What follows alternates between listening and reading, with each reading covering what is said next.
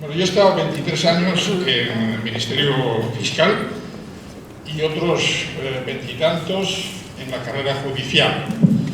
He vivido durante el franquismo y en épocas posteriores. No voy a decir que aquello era una Arcadia feliz, pero la desvergüenza que hemos contemplado estos días en las conversaciones de lo que yo llamaría el dúo sacapuntas de Nacho y Rafa es algo tan denigrante y tan desvergonzado que derriba totalmente el edificio que sostiene el Estado de Derecho, que es el Poder Judicial.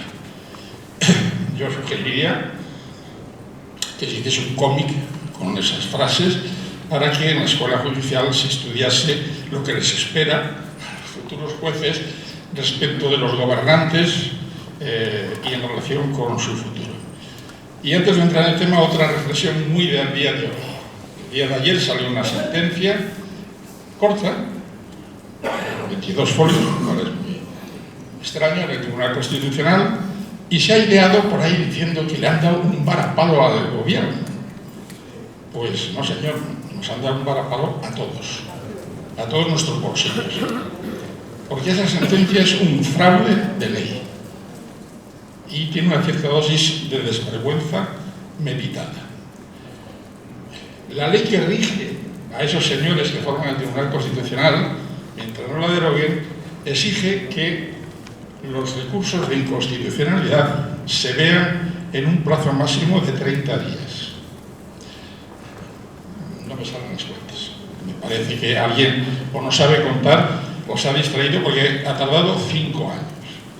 Pero ha tardado 5 años, ¿y por qué no 4 o por qué no 6? Pues también se ha hecho deliberadamente. Se ha contado, no sé si con los dedos, y dice, señores, cuando salga la sentencia, todos estos delincuentes no tienen que reintegrar porque está prescrito su delito contra la hacienda pública.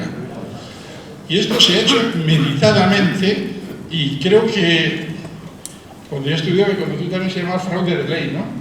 Más o menos, pero bueno, en fin, esto es un tema menor, que más da que se hayan llevado 5.300 millones, que es lo que nos deben o lo que tenían que pagar esos benefactores. Y claro, como son católicos les gusta ir al paraíso. Y efectivamente, pero lo que pasa es que son paraísos fiscales, eso no estaba previsto en el Evangelio. Y bueno, pues esta es la España que tenemos. Como es lógico, esto y muchas cosas más, recortes en sanidad, laborales, etcétera, etcétera, provoca la reacción, la indignación, la protesta legítima en un Estado democrático de los ciudadanos. ¿Y qué forma de atajarla? Dialécticamente, contraponiendo una opinión a otra, haciendo manifestaciones a favor de los recortes de sanidad. Bueno, no, han hecho una ley sancionadora, la han llamado la ley Mordaza, me parece, ¿no? Yo diría que es la ley del derecho al apaleamiento y a la extorsión y la expropiación.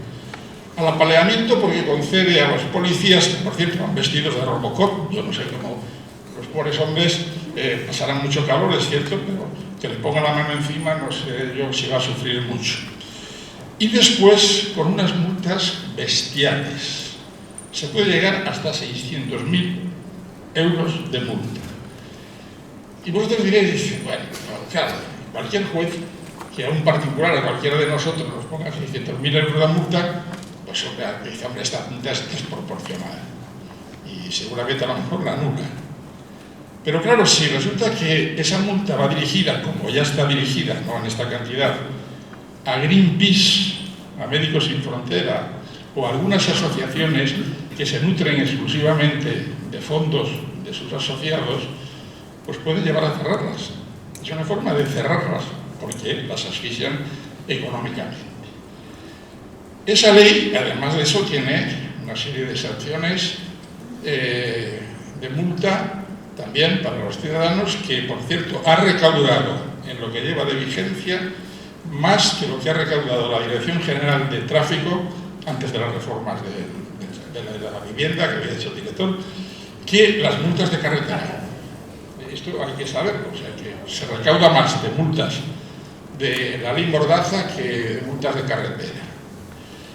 Es una ley que yo siempre he dicho, delante de un ministro, es ministro del PSOE, que dije, mira, vamos a hacer un ejercicio, vamos a ir a la Facultad de Derecho, tapamos el título, ponemos la ley de orden público de Franco y la ley hecha por la mayoría parlamentaria y por acción o omisión con el consentimiento de otros. Y yo opino, es mi opinión, que era más racional y más suave la ley de orden público de Franco que la de ahora. La única diferencia, y hay que reconocerlo, hay que ser justos, es que en la época de Franco te ponían una multa y no te la quitaba ni Dios. Hombre, ahora puede haber un juez que se le ocurra anularlo. El sistema judicial ya no es el mismo, las garantías y los recursos son diferentes. Todo esto está dentro de ese discurso de la libertad y la seguridad. La señora May acaba de descubrirlo cuando ya en el siglo XVIII el primer presidente de los Estados Unidos, que es más conocido por su invención del pararrayos que por haber sido el presidente de los Estados Unidos, Benjamin Franklin, pues dijo una frase que a mí me ha marcado para siempre, que el que cede su libertad para conseguir seguridad pierde armas. Y creo que este mensaje hay que grabarlo y transmitirlo a la ciudadanía. No se puede ceder la libertad. La señora May acaba de descubrir algo que los que tenemos cierta edad y nos hemos preocupado por estos temas no nos deja de asombrar. Señora May, que es usted una señora que ha aprendido en un colegio inglés, que se conocerá usted la historia y la cultura de su país, y acaba usted de descubrir algo que habían descubierto hace 25 años sus antecesores, que se llama la ley de internamiento voluntario.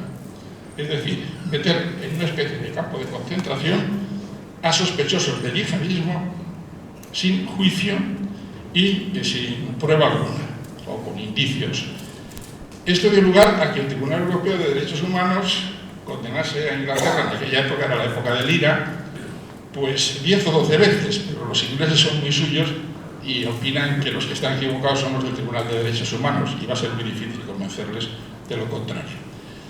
Si esta señora ahora quiere hacer eso, por lo menos ha sido consecuente. Dice, me salgo del sistema de derechos humanos.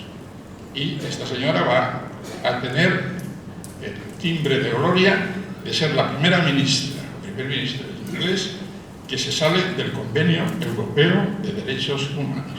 Magnífico avance en cuanto a lo que puede representar, no solamente para los ciudadanos ingleses, porque ahora, como se ha dicho antes, hay una globalización de todo, y allí hay 300.000 españoles, entre ellos un hijo mío, y por tanto va a tener que soportar pues todas las consecuencias de este Brexit. Pero como dicen los ingleses, y con eso termino, la famosa frase, cuando no había estas comunicaciones del túnel y todas estas cosas, de la niebla en el Canal de la Mancha, que el diario Times dijo que había niebla en el Canal de la Mancha y que Europa estaba aislada de la Gran Bretaña. Esta es la mentalidad con la que vamos a afrontar el sistema de libertades en el futuro.